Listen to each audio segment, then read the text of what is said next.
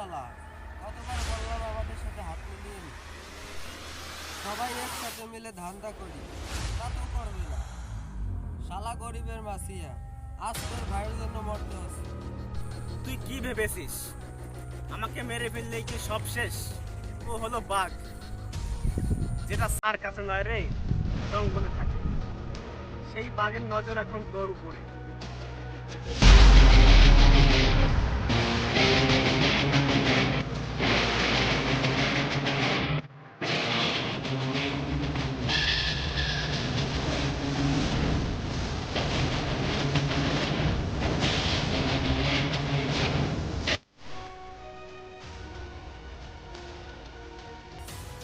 বাঘকে কিভাবে খাঁচায় বন্দি করে নাচাতে হয় সেটা আমি ভালো করে জানি।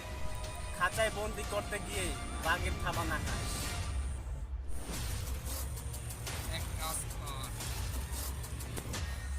প্রথম তুই যা, তারপর তোর বাঘকে পাঠাচ্ছি।